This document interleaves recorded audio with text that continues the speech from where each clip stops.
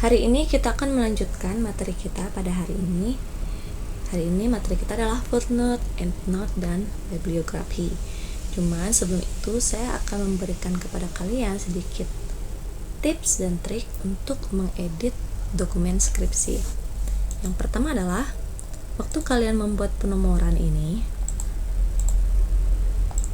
dan mengeditnya, dan editan ini akan kita aplikasikan ke poin-poin lainnya, misalnya ke B, C, D, E. Kalian blok di bagian A nya, kalian klik format painter di area home, lalu kalian cari B, lalu di klik. Dia akan otomatis mengikuti format yang kita copy. Jadi ini untuk mengcopy format. Satu lagi contoh misalnya ini sudah kita geser dan sudah kita berikan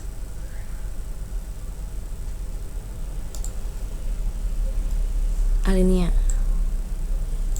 Nah, ini kita format painter saja ke paragraf lainnya dan itu akan otomatis mengikuti format yang kita copy.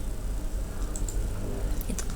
Terus yang kedua adalah di pedoman skripsi kalian disuruh untuk membuat alinea sedalam 0,5 inch.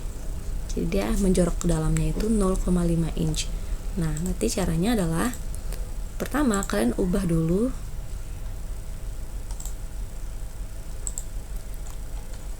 settingan komputer kalian menjadi inch di area sini.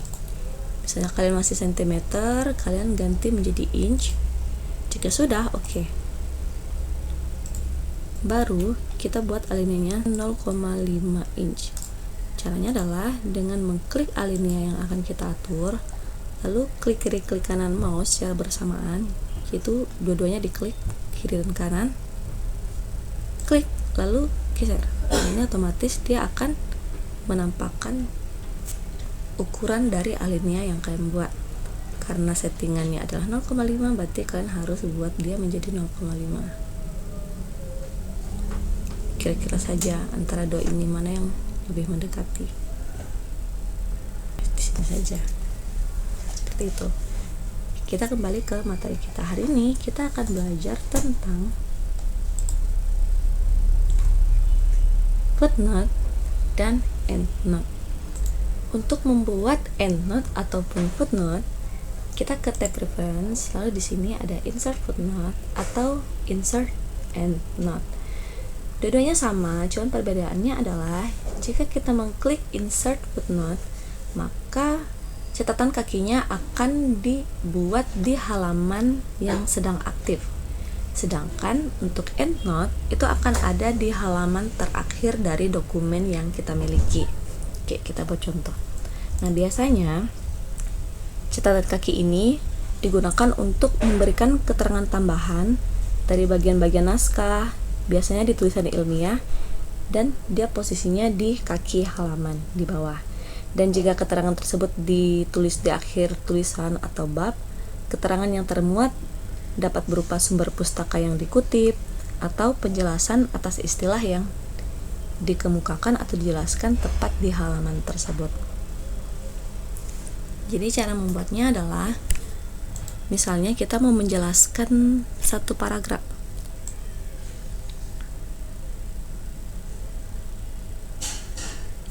Ini misalnya adalah definisi yang kita kutip dari buku misalnya.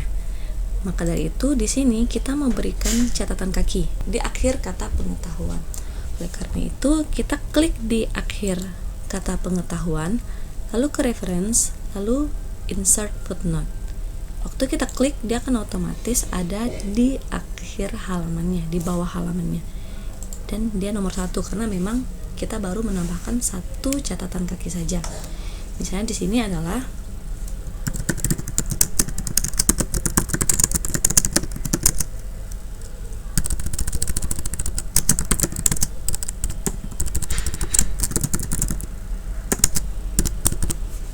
ini contoh saja. Jadi seperti ini cara membuat footnote. Misalnya kita mau tambahkan lagi Nah, ini misalnya para pelajar seringkali mengeluhkan sulitnya mempelajari matematika dalam belajar matematika. Nah, mungkin sampai di sini. Nah, satu statement ini misalnya kita mau berikan catatan. Catatannya, statement ini didapatkan dari hasil survei pelajar misalnya. Berarti di sini kita tambahkan satu footnote lagi, dan ini otomatis akan berubah menjadi 2 karena yang pertama tadi ada di area sini footnote-nya.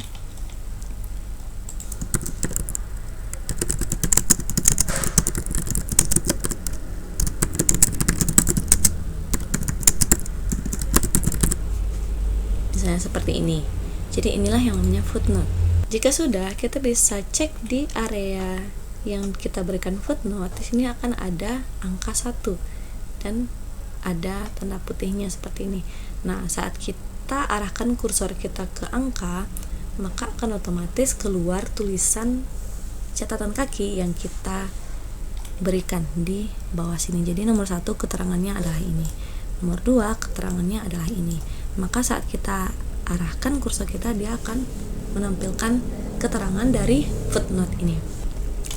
Selanjutnya adalah endnote. Endnote itu sama seperti footnote, bedanya adalah posisinya. Kalau footnote ini ada di bawah halaman yang sedang aktif, yang saat ini kita buat footnote-nya. Sedangkan untuk endnote, dia akan berada di halaman terakhir dari dokumen kita. Contoh lagi, kita ke halaman berikutnya.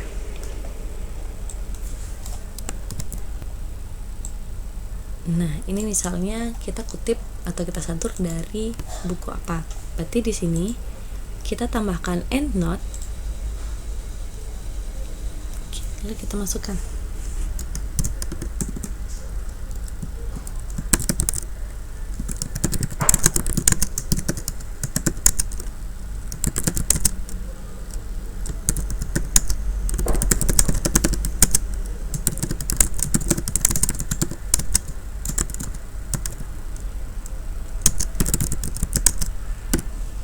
Ini misalnya.